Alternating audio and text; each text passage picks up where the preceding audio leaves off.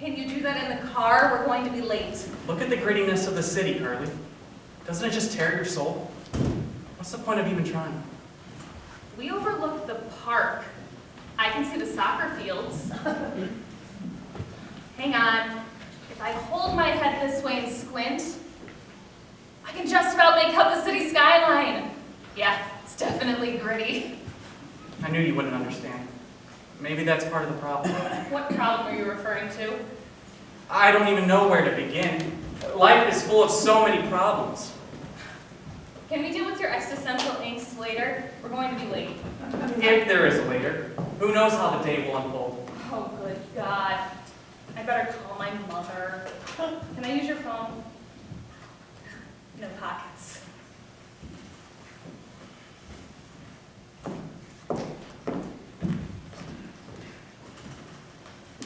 Hi, it's me.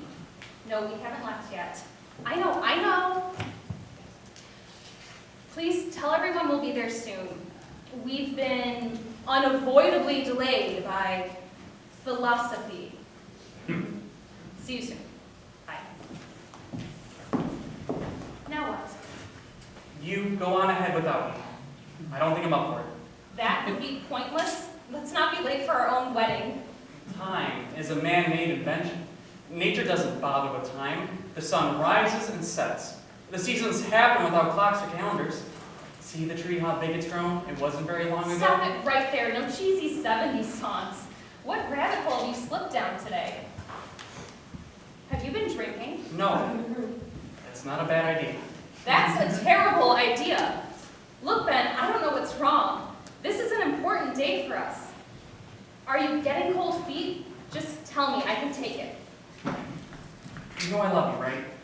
I've made a lot of promises to you about the things that we would do and the places we would travel to. Of course, sweetheart, and we have a lifetime to do it all. And what if we don't? Have you ever considered that? You're starting to frighten me. Ben, is something wrong? I was talking to Jonas the other day after class. He says that none of this is real. None of what? Everything, the world, our problems, our victories, it's all imaginary. Isn't Jonas the same guy who doesn't think we ever went to the moon? He's big into cosplay. Yeah, that's him. He's a really interesting guy. You'd like him. I'm sure I would. Invite him for dinner sometime. First, can we go and get married? Do we need a piece of paper to legitimize our feelings for one another? Isn't that just another way of the government interfering in our lives? This whole wedding thing was your idea. I didn't force you to propose. I was willing to wait until you finished your dissertation. You say that now, but how do I know if it's true? Oh my God. I put up with your moods and crap because I love you. We planned a lovely little ceremony. Our families and friends are waiting us. There is a wedding cake in the car. I even made my own bouquet. See? Hi. Everything okay here? Ben, your mom sent me over to see why you weren't at the house yet. Rick, I believe your son has lost his mind. He has 5 minutes to decide what he wants to do.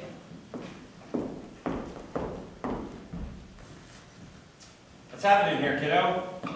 Some pre-wedding jitters? Don't worry. Happens to everyone. No, Dad, it's bigger than that. Why bother getting married when the world is such a big mess? Does it change anything? Maybe it doesn't change anything in the grand scheme, but it changes you and Carly. How do you mean? We're already living together. Living together's the easy part, Ben. Your mom and I did it. Did I ever tell you what your Aunt Sylvia said to me on my wedding night? No, but I imagine it wasn't pleasant. Your mother was waiting for me in the bridal suite. And I had gone down to say goodbye to my family. Grandpa teased me for leaving the bride alone. And your aunt said, the wedding night isn't special since we've been living together. Thing is, at that moment, I agreed with her because I didn't know what would change just because we'd said I do. That way of thinking changed in a hurry. Why? What could change? People can love each other without a legal contract. True. For some people, the love just dies out after they get married. Can't say that I understand why. People didn't always live together. Maybe it was the thrill of defying society's norms. I don't know. Yeah, but now it's common and no one cares. In fact, people think it's odd if you don't do it. Do you love Carly? Really love her? Of course I do. She's the best person I've ever met. And does she love you? God, I hope so. She says she does. As far as I'm concerned, that's a pretty good start for a successful marriage. What's worrying you, son? I don't know. What if I disappoint her? What if she disappoints me? We could really screw this up. Yeah, you could. Or you could have a marvelous life together. It's all a crapshoot anyway. I'm afraid of losing her. That's not something you have any control over. So either you take the biggest leap of faith of your life, or you come back and live in our basement. I vote for the first one. I'm using the basement. Well, I'm not sure people are wired to be monogamous. Maybe we're not. But I find it's easier to focus on just one person. I've never hankered after a harem. So many of our friends are already divorced. They're all starry-eyed from the beginning until it comes crashing down around them. It's even worse if they have kids. Was there ever a time you thought your marriage was failing? Sure. You have to be realistic. Nothing is perfect.